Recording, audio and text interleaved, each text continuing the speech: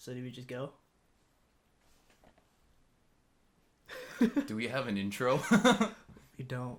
We did this last time. That's the intro. All right. Hello, everyone. Welcome to the first episode of Brown Kanbersasyon. I'm Fluid, aka Chris. I'm Datu, or Clark, whatever's comfortable. Yeah. This is it.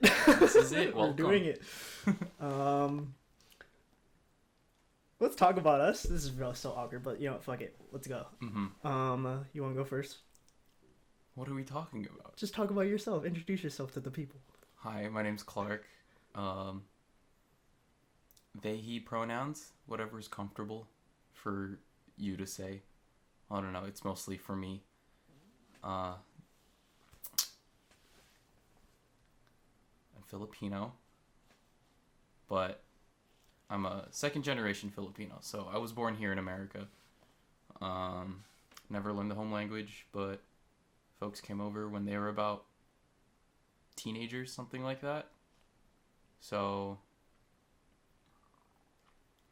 that'll be important information for later. Let's just leave it at that for now. All right, dope. I'm Fluid, aka Chris. Pronouns they them. I'm also a second generation Filipino. Never learned any of like the home language, unfortunately. I'm kind of trying on like my off time, but it's kind of hard to get the resources for that right now. But yeah, kind of same. Like I think, what other background do we want to like give and shit? Like, I think it'll all come contextually. Yeah, I guess yeah, based on what we basically. have to talk about. Speaking about what we have to talk about. So kind of background for both Clark and I. We're kind of based in the Bay Area right now, specifically San Francisco. This is background information. Yeah. We're both also in college, so I go to SF State. I go to City College. Yeah, and then I major in. Oh my god, this sounds like a freaking like college like first day syllabus intro. It's just like everybody go around in a circle, say your name, your major, and like a fun fact about yourself. Mm-hmm. So yeah, I major in sociology, and I want to be a teacher in like later in life for wherever the wind takes me. I say I major in business. I study business, but it's mostly for the fact that I don't really believe that these institutions set you up properly to thrive in whatever career you're passionate in.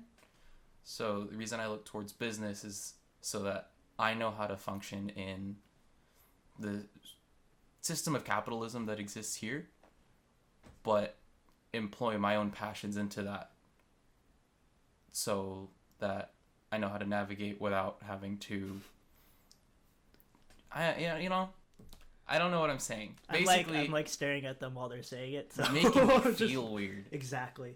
That's why I'm here. Basically, I study business so that anything I'm passionate about, I know how to turn into a career.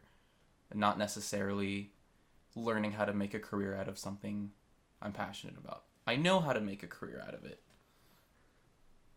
Does that make sense? Mm-hmm. Yeah. Okay. I'm just Okay. laughing to myself because I thought of a joke. So. Fuck you. Anyways, continuing on. So we just made this podcast to kind of like talk about like stuff in like our own personal lives and also connect it to the larger like community of Black Indigenous people of color, especially like in these like times that are very difficult, especially in the midst of this COVID-19 pandemic that's been going on for a year now. This recording was on like March 4th right now. Hopefully it will be out soon. We'll see. That's a future Fluid and Datu problem. But yeah.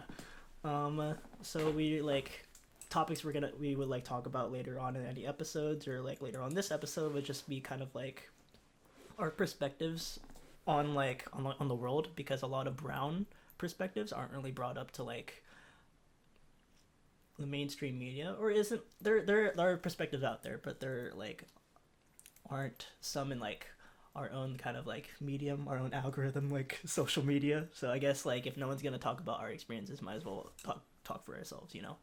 Giving ourselves power, and also kind of like highlighting different people in the community, and like also like putting a platform for other people to speak their minds as well. Right. So this wouldn't be like only just me and Clark going. We're also gonna like offer like guests to like come in, and like our friends too. But for now, this is just us. So the first episode of just us, a good introduction, would be kind of our experience working throughout this pandemic. Background for like how like me and Clark met. I met Clark at another job prior to this, and like we both like kind of left the job like in certain ways than others,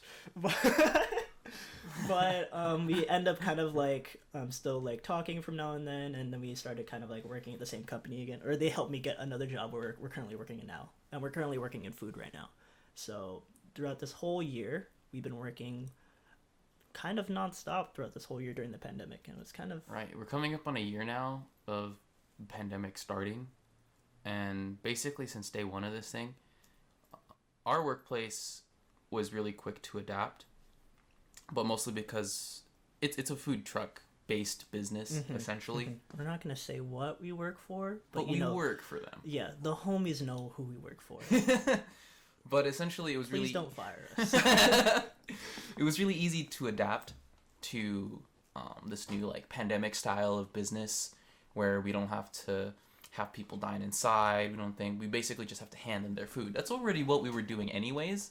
So we didn't really have to deal with the whole, we have to close our business, we have to lay off a bunch of people. I mean, the company we work for decided that they wanted to either break even or even cut under to keep everybody employed for as many hours as they could. So we really appreciate that. Yeah. I mean, like, it's kind of the bare minimum of what corporations or companies should do, but that's my opinion. So I don't want to put like businesses on like pedestals for just doing like basic shit to treat their employees like right.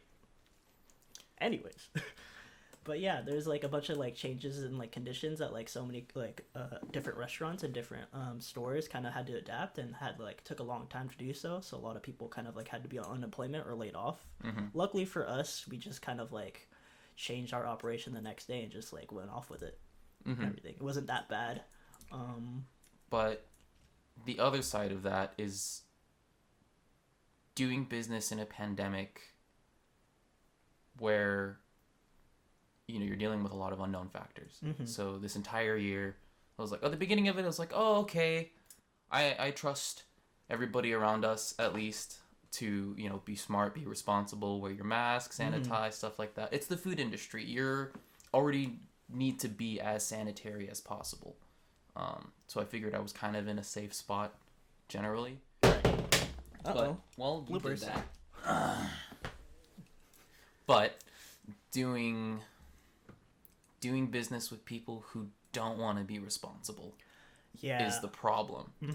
Again, like I said at the beginning of this, and it wasn't that widespread. Nobody was worried about this, that, and the other. But then the longer it went on, so what was it, like around the summer, I think? Oh yeah. Things started getting really crazy.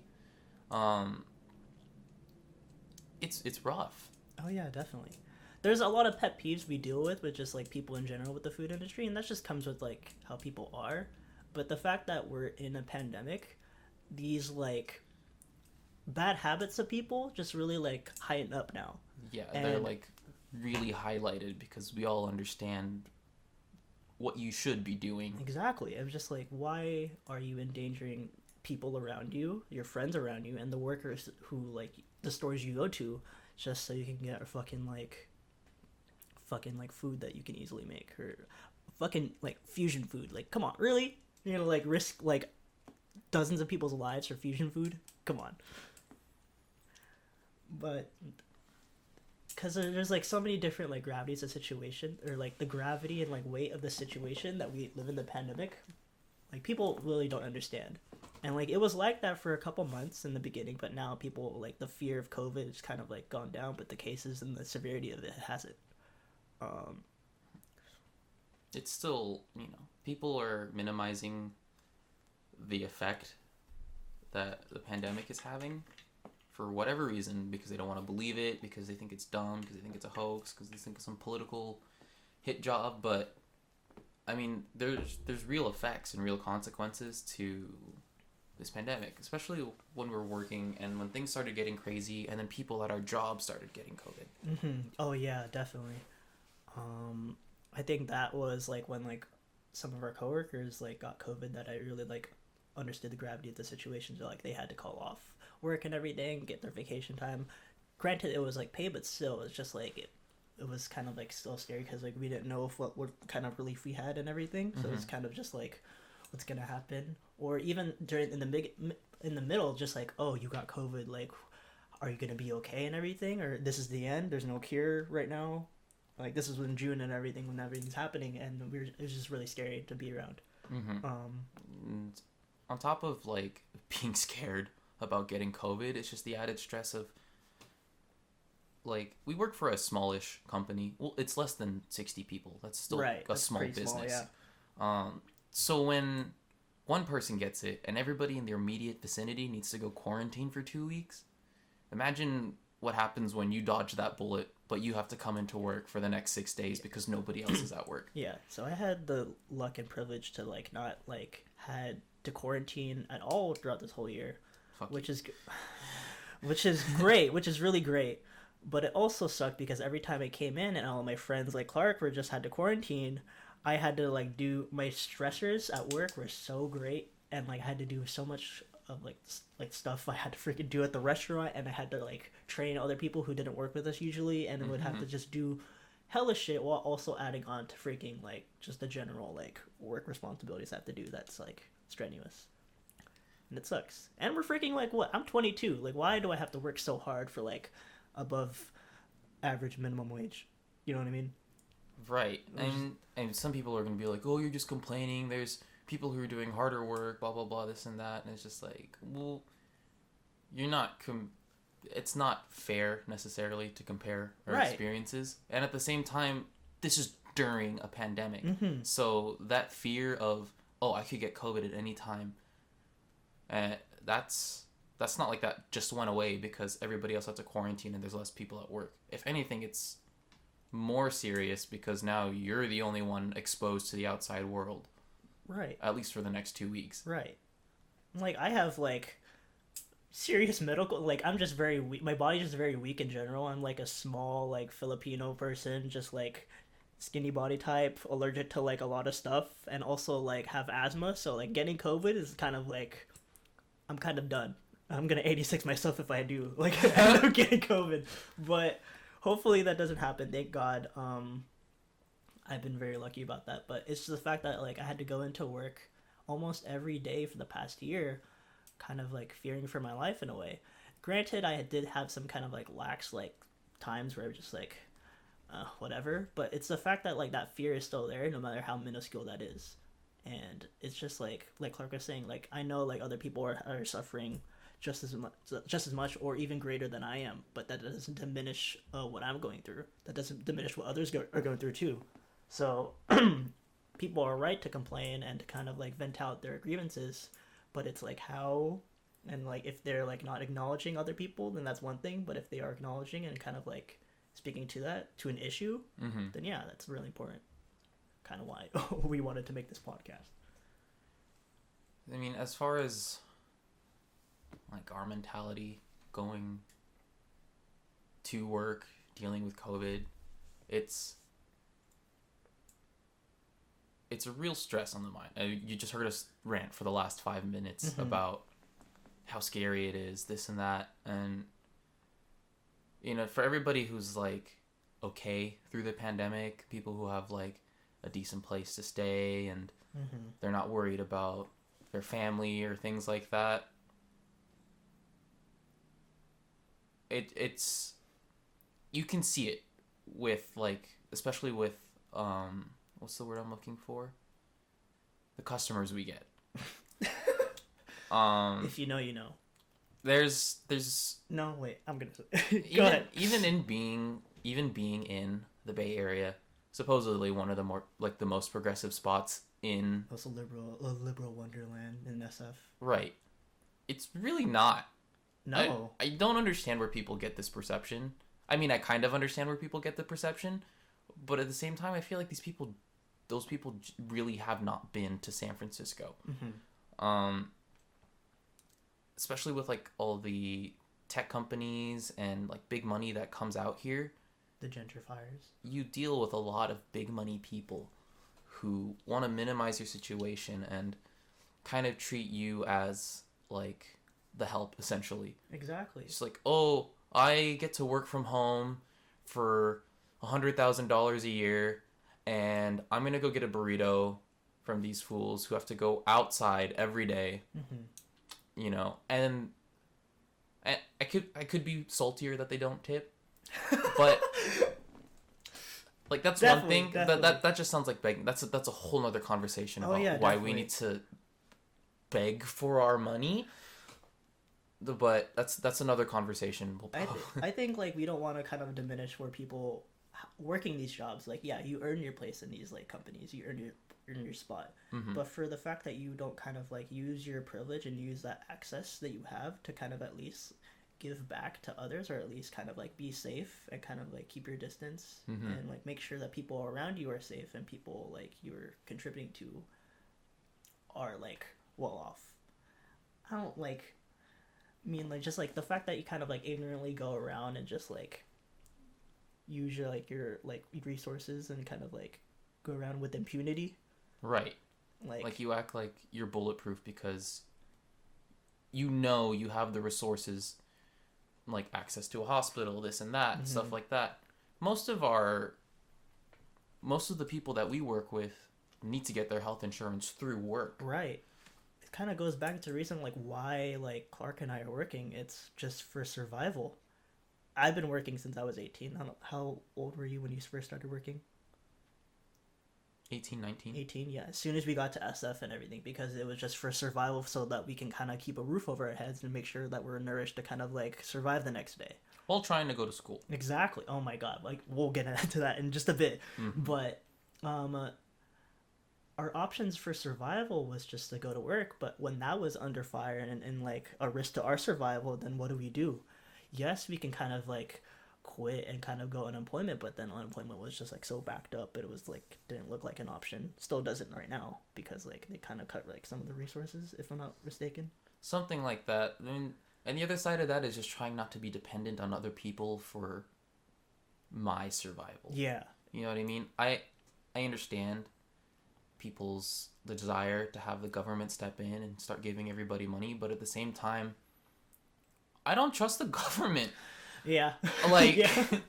As much as that sounds like a wonderful idea in a perfectly functioning government that takes responsibility for a nationwide pandemic, which it didn't.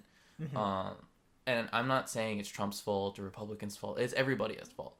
The partisan fighting is what led us to not have the aid that everybody needed. You know, so I can't trust the government to give me options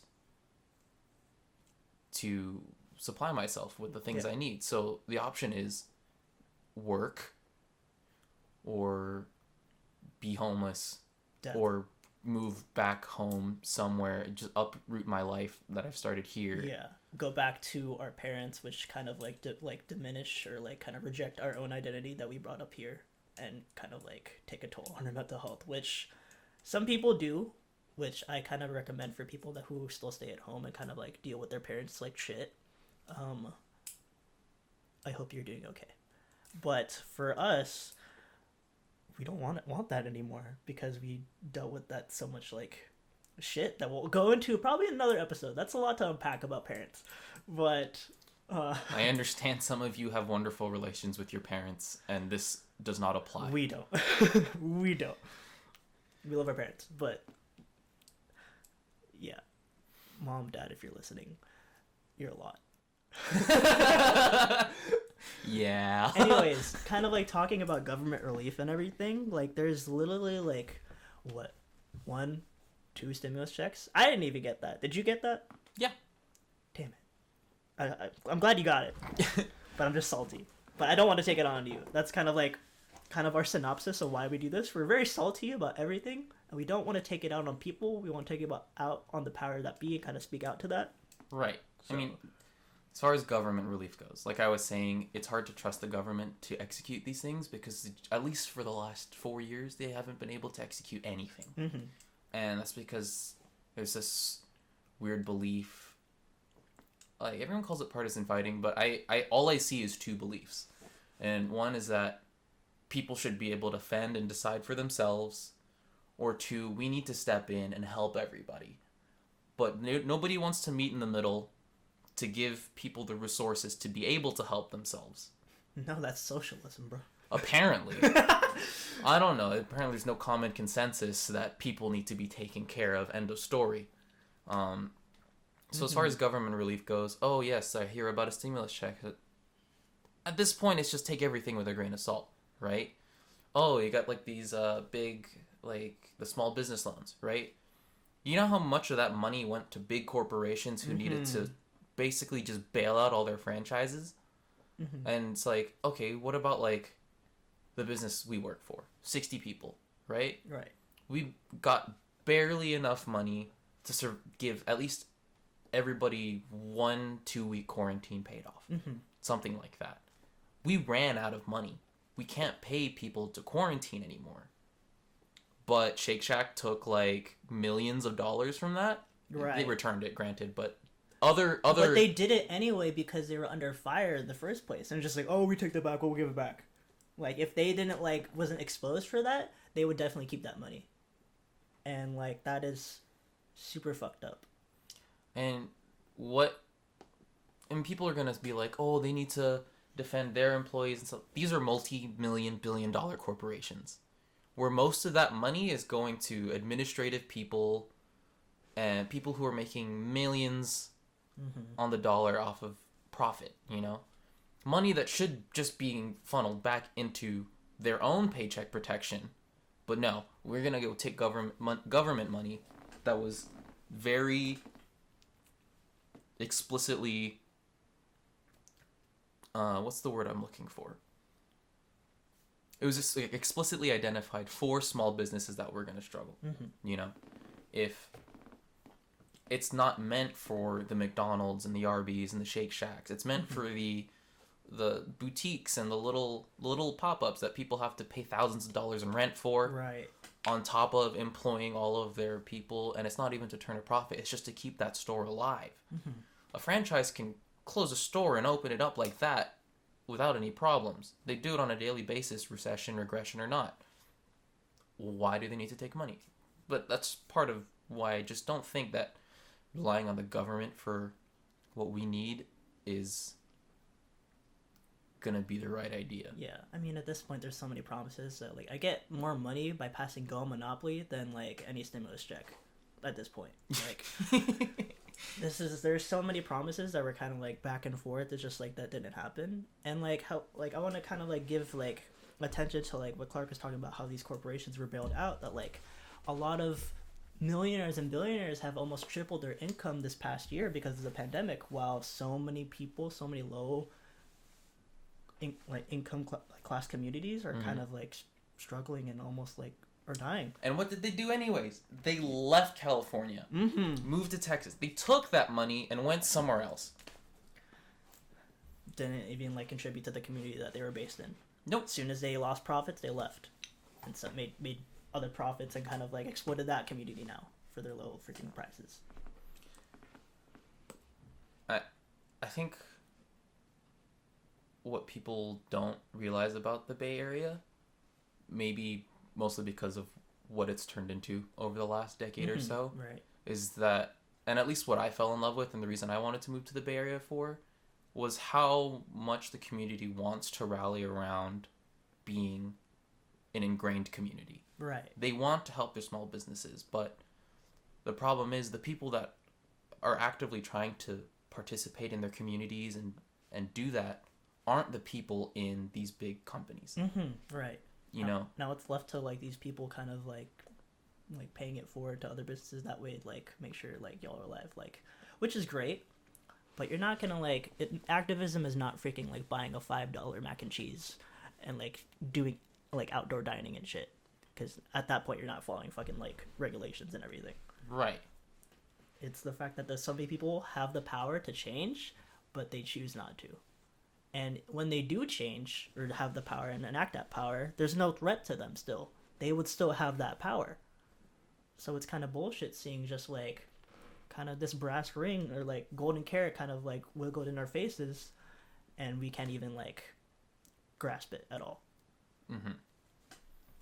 And I kind of want to like point out like how like big $1 million is. Like, say like our income, at least like minimum wage, like 16, 17 an hour and everything. Somewhere like that. We like barely make like what, like 40K a year, like 30K. I didn't even make. I just did my taxes. I was like 39. It was barely 40. Yeah, but that's just us to kind of keep alive. Divided that like by 1 million, like 1 million divided by like 30, like 80, like I divide 1 million by like 80K, that's 12 and a half people. So at $1 million loan, or kind of like a safety net that like was given to like corporations, could have easily got to like 20. That could have helped a whole boutique cafe stay alive. Right. They could have kept all 6 of their employees and their rent for the next however long completely okay. $1 million, the same small loan that Mr. Trump started with. Oh God. You know, it's this weird, like,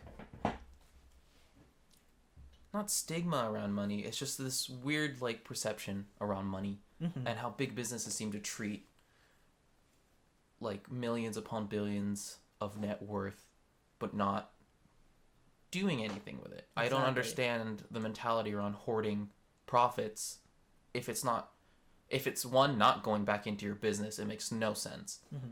And 2, if it's not going back out to the community to make a difference, then what are you doing with that money? Like status? Like what? You're holding on to this like feudal like notion of status? Fuck you. Right? Like nobody wants to talk about Amazon trying to monopolize every market ever, but they are. All that money that they get, it's so that they can start undercutting small businesses, taking their slice of the pie because they think they can do it better. They think that just because it's under one umbrella that they can, you know, that it's better, you know. I don't know if you saw this, but there was like this whole thing about like, you know, like anything you get on like Amazon electronics wise, like Amazon Basics, like you could get a chair, you can get a cable, you can get a lamp, something like that.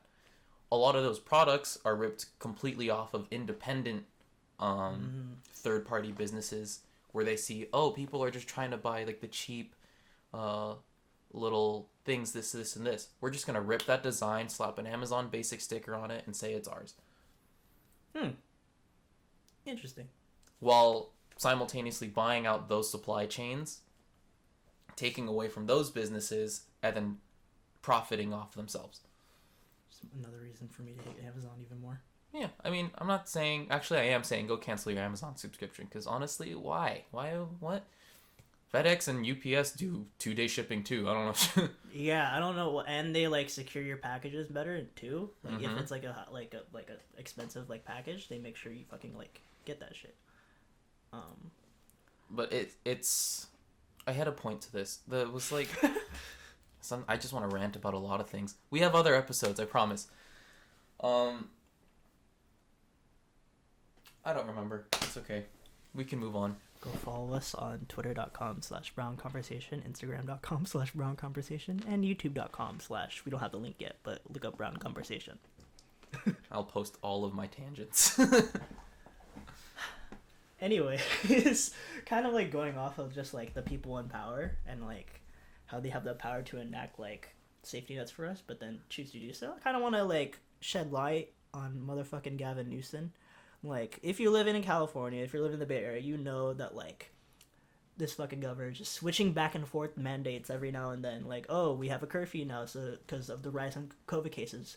Oh, we're opening up back restaurants and bars back up again because of, like, lack of COVID cases. Oh, we got back increasing COVID cases again. Mandatory closure. Everybody's got to stay in, but I'm going to go out to dinner in Sonoma. Basically. Later, fuckers. And a reason why this is happening is because, like, the companies we were talking about, they, like, lobby so, like, closely to, like, politicians, and, like, they lobby, like, hey, we're losing profit and everything, and, like, keep the pressure on the government or their, like, state officials to kind of, like, open the state back up, open their county back up so they can make more profit. When, like, there's a priority in, like, people in power to kind of being fueled by profits, being fueled by money, being fueled by, like, net worth gain. But instead, there's no, like, being fueled to protect the people, to make sure everybody's safe. There's no, like, prioritizing, like, wellness in politics, because like it's always just kind of like maintaining power and profiting off of that power. Yeah, the only thing that incentivizes people to stay in power, or at least make their decisions, is the people paying them to be there. The people that fund their campaigns, stuff like this and that. I didn't follow the last election. I don't know how Newsom got into office. I didn't vote for him. I mean, hey, like Prop 22 is passed to make sure Uber and Lyft or like DoorDash couriers weren't even like getting the benefits they need to be employers. They were just kept as independent contract workers. Oh, you mean the prop that Uber and Lyft paid for? Yeah, and millions of dollars when they could have easily paid for that to give the employees benefits. But no, they paid like millions of dollars in advertising just so they don't give them benefits or actual wages. But yeah, as far as like we said, government accountability, I don't care whether or not our governor is a Republican or a Democrat. Those are just ideological beliefs. What you do with those beliefs is what matters, right? You can say you're for progressiveness and this and that, and you want to be at the forefront of all of this, but if you're not going to lead by example, you're hardly a leader. Right. Like the current like Democrats, like liberals, don't even practice like actual liberalism. It's mostly just kind of like you said, just like they're still practicing just a safety net so they can kind of secure power and everything. Like when I try to argue with my dad about politics and he says all I'm doing is virtue signaling. Yes, that's because Filipino men arguing about politics. We love that. Older Filipino men arguing about their freaking like backwards politics. But he's somewhat got a point to at least the ideology that I'm trying to follow in being a quote-unquote Democrat. I'm more of a centrist, really, but with progressive like mindset as far as social issues go. You know what I mean? What I feel the Democratic Party has turned into is just virtue signaling at this point, because they operate the same way the other side of the aisle does. They're still taking money from all big donors, stuff like that. They're not representing what they supposedly stand for. Doesn't really, I mean, there's people getting into it, you know, like what are all the fucking squad, but the Congress, like yeah, like the new progressives that are in Congress, all these oldie people are gonna be like, oh, they're all communists, this and that. They just want that. It's just like, okay, but every single one of those representatives, those new representatives, have done more than like the other 97. And they keep getting elected because they serve their people. Right. They serve their constituents. They represent and serve their communities. Well, what happened in Texas? Fucking the freeze over? How is AOC from New York gonna do more than their actual fucking governors? Hey, well, they've like lifted the like mask mandate, so yeah. Oh yeah. Free game. Free game. Fuck. How many Texas leaders went, you're on your own? And now let's not kind of like put AOC in like a pedestal as well. It's just like, I like how like you kind of meant like you have this knowledge about like politics and everything, at least American politics. Anything with like kind of like officials or like talking about like any politicians, I've kind of tuned out, like, because I know they're not going to deliver for me. So that's why I kind of like, I'm like learning more about local like politics and local organizing, because like that's actually going to like affect me more and kind of like give me more power to kind of like change my community in a way. No, and that's kind of like one of the things that we're going to like highlight a lot in like our next episodes, because we're going to like invite a lot of people from our local community and like beyond to kind of show them what they're doing or like how their lives are, their own perspectives, and like offer the conversation to people to kind of like show like, hey, this is what I'm doing, this is how it's impactful, this is why it's important to me. And I feel like for our listeners, the two of y'all listening, just like hopefully y'all can kind of like centralize like yourself, at least your political views, and kind of like focus that in like the local level, because like that like mostly affects you. Obviously kind of like don't tune out to everything, but like have a critical lens and don't freaking just only focus on that presidential election every 4 years. Focus on other stuff happening as well. Right. Keep in mind, there's actually an election every 2 years, people. Oh. I don't know if you realize that. Every 2 years you should be voting for somebody. Not just your president, the people that are supposed to represent, like, you. You know? I don't know if you know how this works, but your representatives, your local district representatives, they're the ones that are the most important for you to vote for, because they're the ones that have to talk to that's one house of government. Mm-hmm. Every district, that's one part of the three big parts of government. Your senators, that's the other part. But you got to vote for those every 2 years. Mm-hmm. People forget that, like, your local representatives are your local representatives. And then also wanted to, like, point out, like, voting isn't the be-all end-all of, like, your political action. There's so much more. That's, like, the bare minimum you can do. Right. And, like... And also, I don't recognize that we also have privilege to being able to speak and, like, tell people to go vote, because of the people that we know, like, can't even vote or, like, speak in their local elections, which really fucking sucks, and that's another issue we can talk about. But that's why we say voting's the bare minimum. The next thing is to make sure that all your friends, that your community, everybody around you can vote, because your community is the voice. Yes, your voice matters, but as a whole, you're going to have a much stronger voice. Right.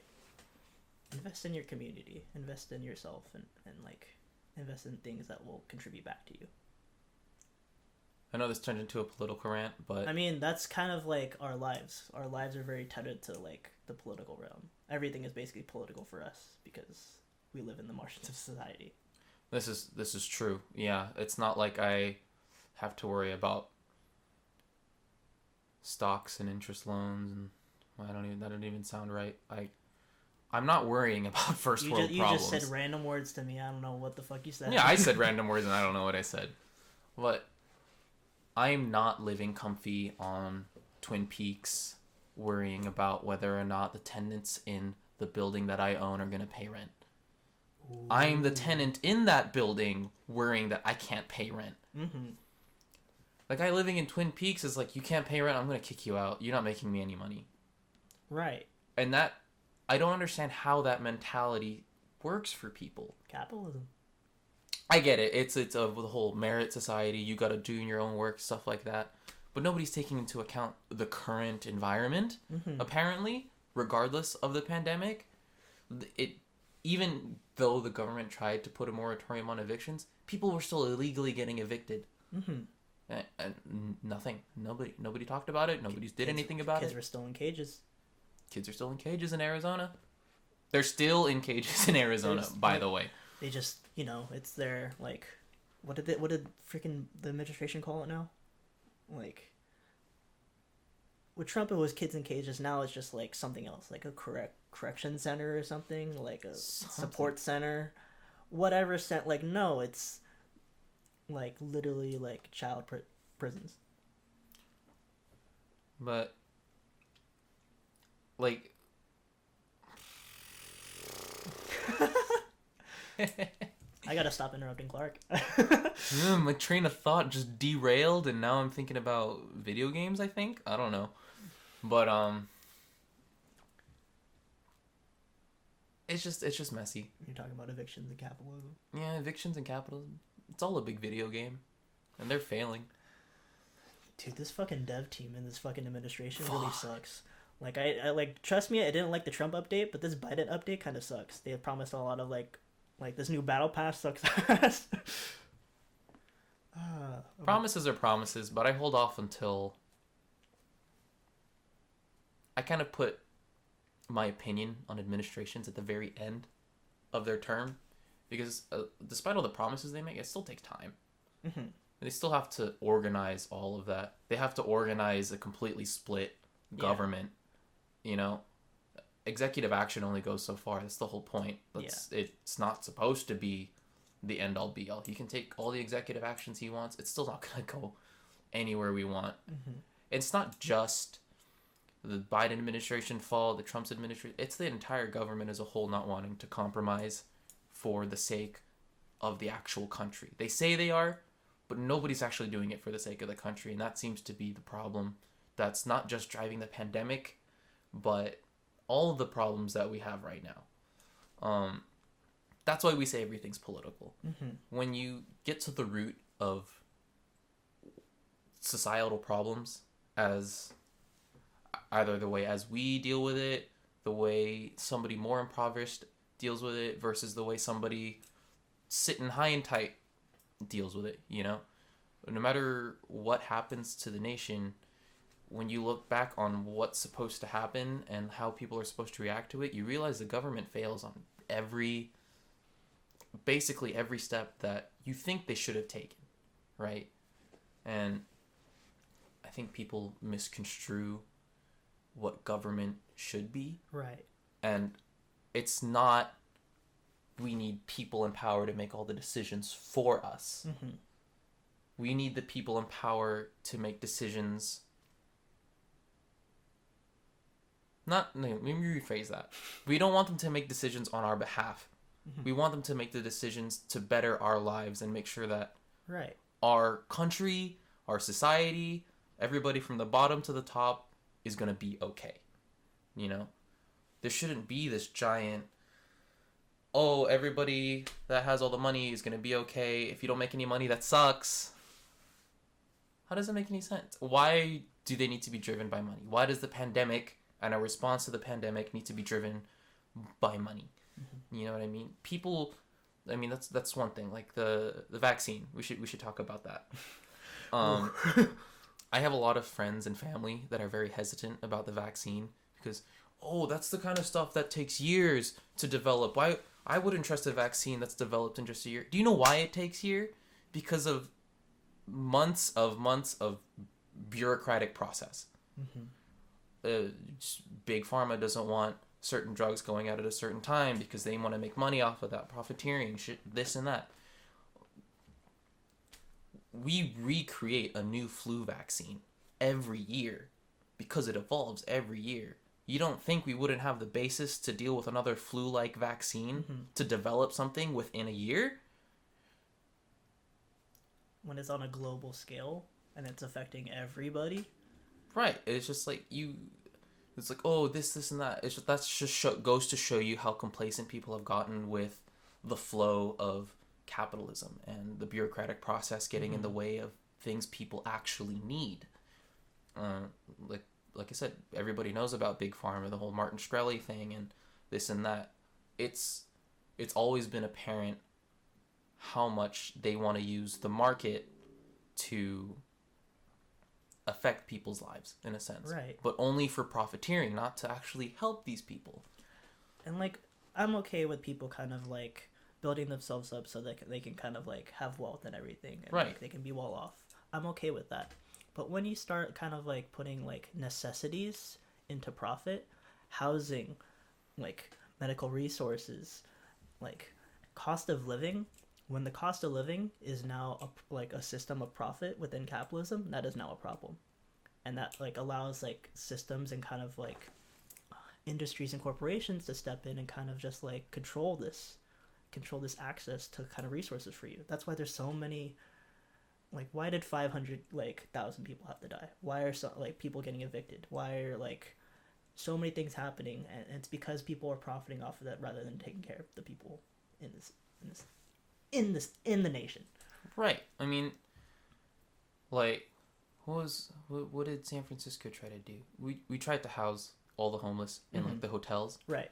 And that was only for a little bit. Right. Because the hotels were like, we're not making money off it. Why would we house these people? It's not like you don't have hundreds of rooms completely available and empty. You're not going to make money off of it anyway, so might as well use something to actually help the community that we actually need right now.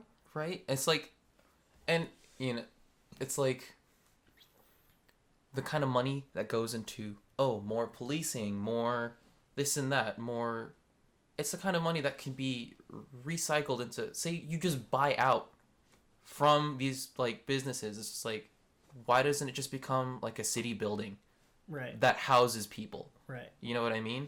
And then you can run all your social programs out of there, this and that.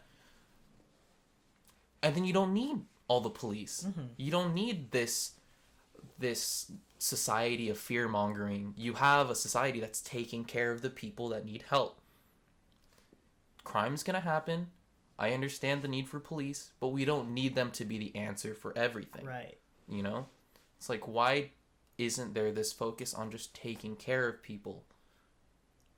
There's so many, like, people, like, I lost my train of thought, but it's just, like, there's always gonna argue, well, like, what we say. I know, like, someone's in their head just, like, where's the money gonna come from? If there's like millions and millions of dollars that we just broke down going to so many corporations and businesses to build them out, then there can be money to eliminate student debt, to like start up like social services to help the people like here, for mental health services, for affordable housing, for like affordable like for free Medicare. Just like there, it's possible because the money is there. The money was always been there. It's just been there. It's just in the wrong place. Why is there trillions of, I don't know how people, like, if you can like look up or like comprehend a trillion like dollar. I would like to see $1 trillion in cash. Like, wow, that would be amazing to see, to go into services that actually kind of like help me and like the community around me. But no, it's going into military fighting off what? Fighting off what? For police fighting off what? What threat is it?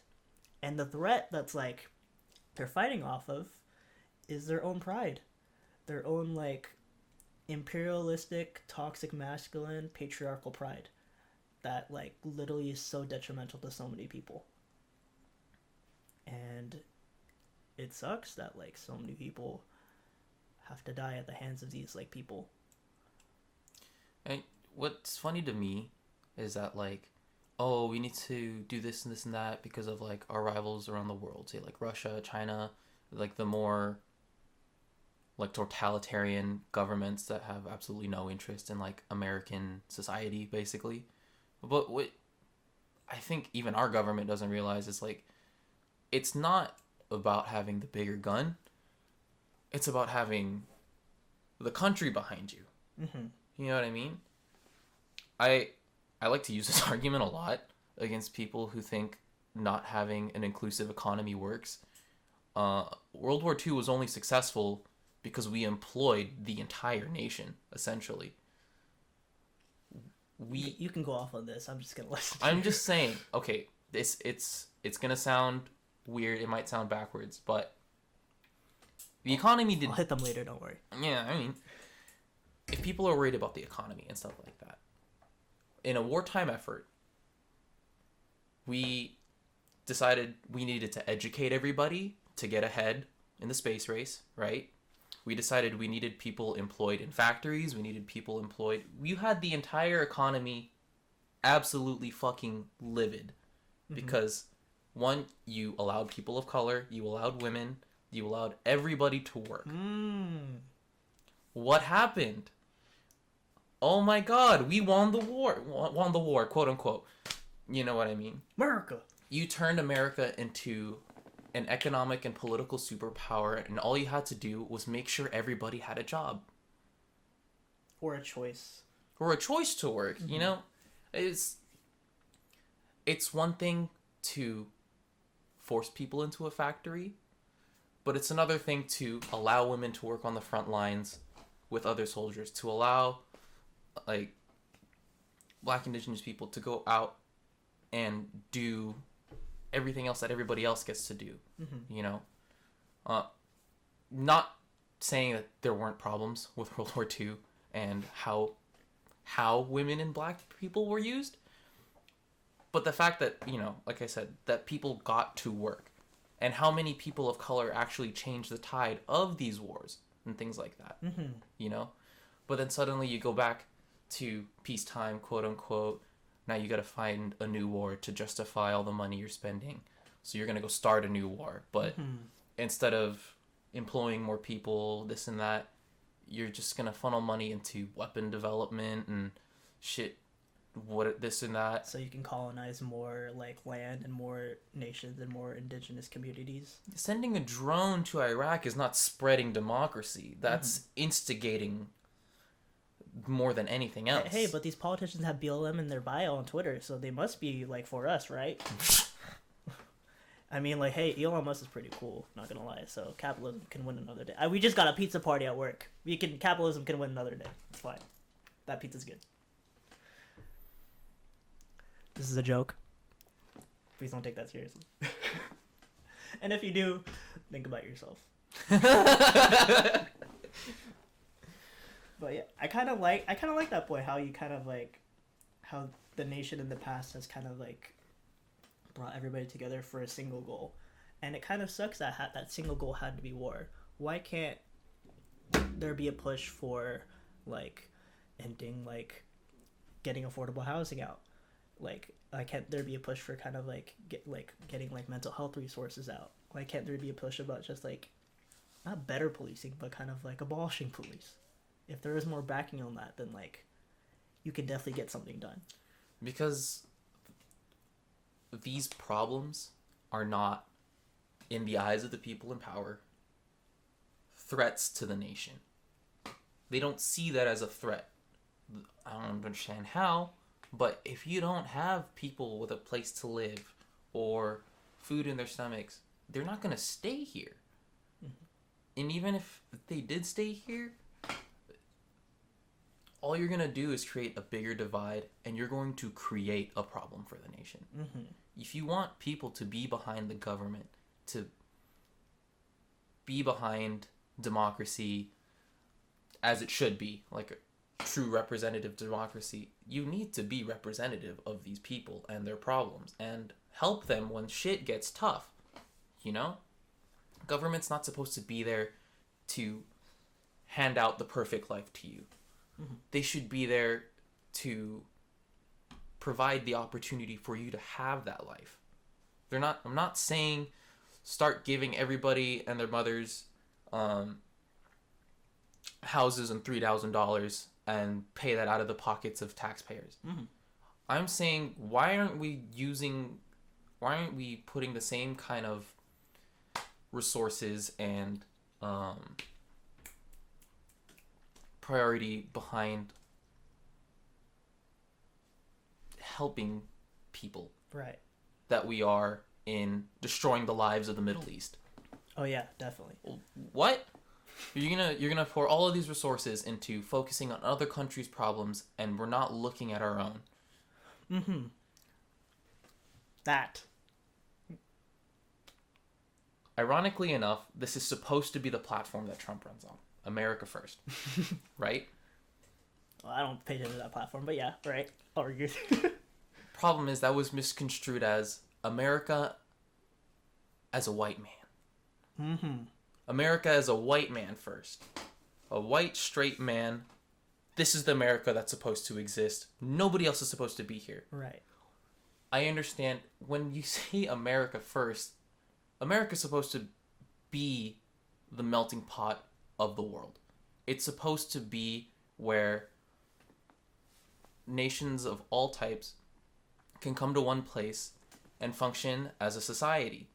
It's supposed to be a model for the world as an entirety to function in unity, right? When you have nothing but white people in power, they're going to think that their nation is only for them. Mm-hmm. Whether you, as backwards as that sounds, because I know people go, racism, that's racist. Racism goes both ways. Yeah. No, actually no. I don't think you understand what we're talking about when we say racism. I'm not saying every white person is a Nazi. That's racism. I can talk on that, but go ahead. Not every white person is a Nazi. It's racially prejudiced, but not racist. Just because, like, racism is backed by support of the people in power. So when POCs, like us, just, like, say shit like, white people this, white people that, that's racially prejudiced, not racist, because by indigenous people of color don't have access to kind of, like, the tools and, like, support of the power. They don't really have power to kind of, like, or the system of power that kind of, like, right, reinstates or kind of, like, affirms that those, like, comments. But when white people say shit like anything, like anything like harmful and everything, all like, the Mexicans coming across the borders are rapists and gangsters. That's racist as fuck. What the hell? That's racist. Why? It's not just the name calling. It's not just the umbrella terms. It's the fact that things were put into place to keep people out, mm-hmm. And regardless of who they were. Right. I'm not saying like POCs can't be racist. POCs definitely can't be racist. Oh, my grandma's racist as hell. We're Filipino. We should know firsthand what racism looks like in POCs. Definitely. Mm-hmm. Because, like, but that prejudice is targeted towards marginalized communities. If that prejudice is targeted towards, like, communities of power, meaning white people, then like that's just prejudice, and like that is problematic in itself, and it's right to call that out. But you shouldn't call it something that it's not, and that's why you should recognize what racism actually is. So when it does happen, it's a big problem. Mm-hmm. And like, people who, some of my friends who are listening to this, people that you see on TikTok, kind of like complaining that they can't use the N word or something, and saying like, y'all being racist to white people, calling us crap. I'm like, no, we're not being racist. We're being prejudiced as fuck. But we're not being racist. You are being racist because you want to just use a word that is meant to harm. I'm sorry, let me compare the historical weight of the N-word versus Karen. You're not even saying the word that you want to say. Like, what? Where's the... Anyways, we just went on a big tangent about that, but I wanted to kind of like give like notice to how like America has been kind of like shoving a lot of these problems, because a lot of these people in power are white people, and they have a lot of privilege, white privilege, in fact. And there's this reading I did for class. Shout out to me for doing the readings and actually applying it to real life, and actually kind of like nourishing my knowledge. You read? No. Oh. But this one, yeah.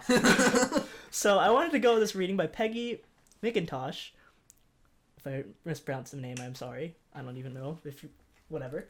It's White Privilege and Unpacking the Invisible Knapsack, and it's a reading about kind of like this white woman owning up to her white privilege and talking about like stuff that she never notices in her like life that like we have to like take care of and kind of like be mindful of. Mm-hmm. And there's just kind of like, they call it this invisible knapsack because it's very, the sense of privilege is very invisible to white communities. It's never really like discussed or talked about, and right. When it is, the first like defense mechanism of this privilege to kind of is to defend it, to deflect any kind of like blame from it, to shift the problems of like the stuff that you created, your own problems, to other like people. This is why it is so like you see a lot of like faults in America doing it, because it's a product of white privilege. It's a product of the people in power. Because when you think about it like generationally, ever since fucking Mayflower came over, white people have had the option and the luxury of being able to build that life from the very beginning. Generationally speaking, 250 years down the line, here we are. They've had decades upon decades to be able to build a society specifically around themselves. To be an honest living, I live a good life, I love my neighbor, this and that. The problem is they've had that from the very beginning. Not to mention they took it away from the brown people that were already here. Ooh. But when more and more people start coming to America, more and more immigrants, somehow they forget that this country was founded by immigrants. Somehow. They seem to like deflect, like you said, the defense mechanism is, I'm gonna reproject that problems back out into society because I'm living a good life. Why would you attack me? Yeah, or not even acknowledging that the problem exists to begin with. Exactly. They think people are being silly, they're not trying hard enough, this and that. That's not the problem. The problem is you've taken all the resources away from these people. And you say you live a good life. Sure, you get to live a good life. You were born into a good life. You know? You were raised and you learned, history has taught you that the world belongs to you. I'm speaking to like white people right now. White people are learned their whole existence that the world belongs to you. Specifically a white man, you are learned implicitly the world belongs to you. And that's the reason why me and Clark wanted to make this podcast, because it doesn't. And we wanted to kind of like create something to remind Black, Indigenous people, queer people, trans people, that the world belongs to you too. Here's why. Here are the different people doing this. This is why this needs to happen, because it literally starts with a conversation. Because there's no conversation about white privilege at all, mostly within white communities. I don't see it. And if there is, it's being deflected or kind of like not like taken seriously. White families are not sitting around their dinner table talking about how, they're not talking about their white privilege. They're they get to live their normal family life, this and that. Unconsciously invisible and completely unaware of the fact that they're taking away, not necessarily, not like implicitly taking away, or explicitly taking away, but just the fact that they get to live like that, and then that they build this mentality around, it's only I can do this, you know? Takes away from the fact that people aren't going to be so fortunate. Right. I've got a lot more things to say. This was a good first video. I liked it. I don't know about you. What do you think? We'll work on it. I mean, unless you like us being stupid the whole time. I kind of like us being stupid the whole time. This project is also fueled by the community and people around us. Please give us your honest feedback. We would very much appreciate it. Don't just flame us for not saying things or saying things wrong. I mean, you can, but give us some criticism and actually like have a conversation with us so we can approve. Exactly. Talk to us. If you feel we're in the wrong, at least I am. I don't know about you. I am completely open. I am never wrong. I am completely open to having a conversation with somebody with completely different viewpoints and coming to a middle ground, an understanding. As long as we have a conversation where you understand what I'm saying, I'll understand what you're saying. Mm-hmm. Good job for that. I'm working on that too. I'm trying. It's hard, but what me and Clark are trying to get at change really like, and Clark referenced it in like the teaser video that we kind of created, is that conversation or change. Wow.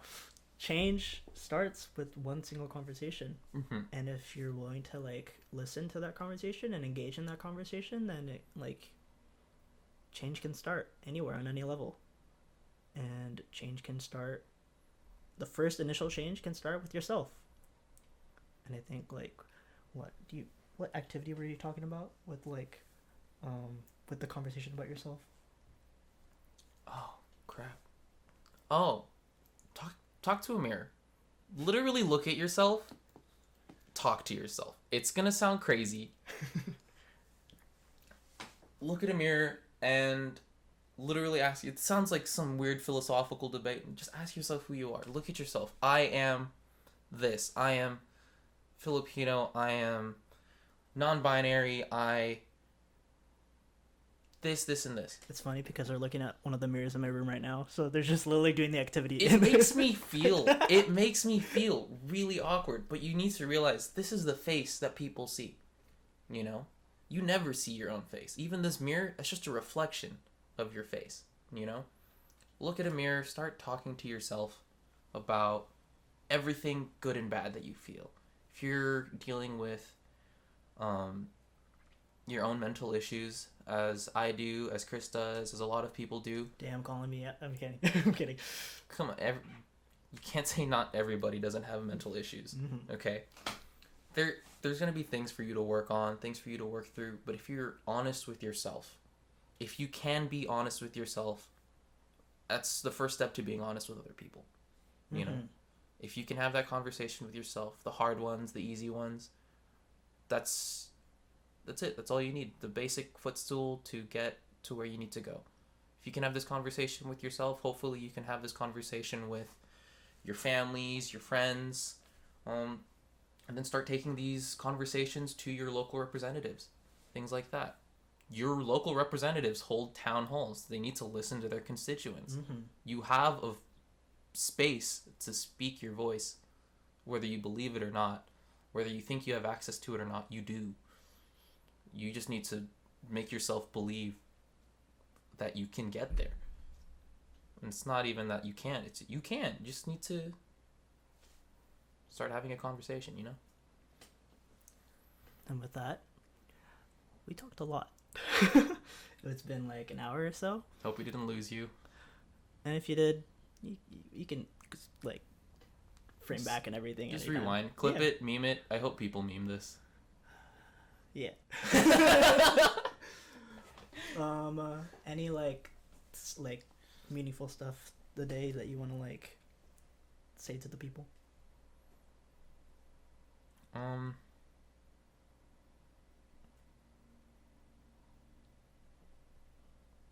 Be kind to yourself. You know, life's really hard right now for everybody. Rich, poor, anywhere in between, whatever you're struggling through, be kind to yourself first. If you don't... Let me rephrase that. Mm-hmm. The more you beat yourself up, the more you're going to want to beat up other people. You know what I mean? You're just going to start projecting this idea that because you're not good enough, nobody else is. Damn, nice. Just start... That's a good thing. Start taking care of yourself. Start being kind to yourself. Start validating your emotions instead of looking for that validation in other people. You know? I think that's going to be it for me. Nice. I actually like that.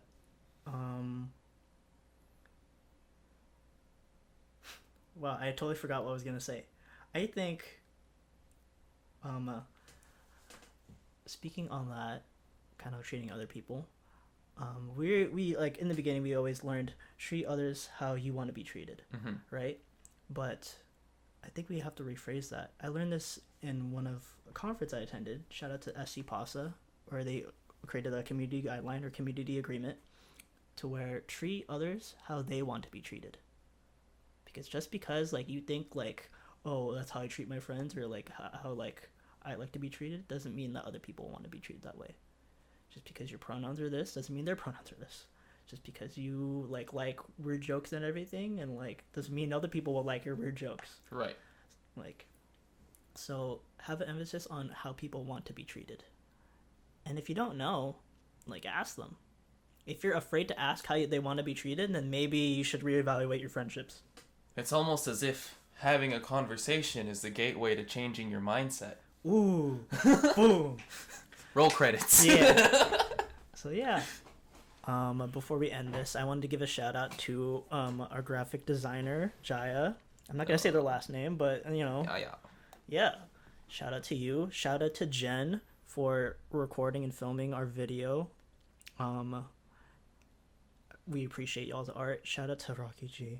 Shout out to Rocky G for the music they let us use in the video. What's up, Ka? Alright. And to all of our friends and family who are eventually going to support this, I hope. No, they're not going to support this. We'll see. People are going to hate us forever.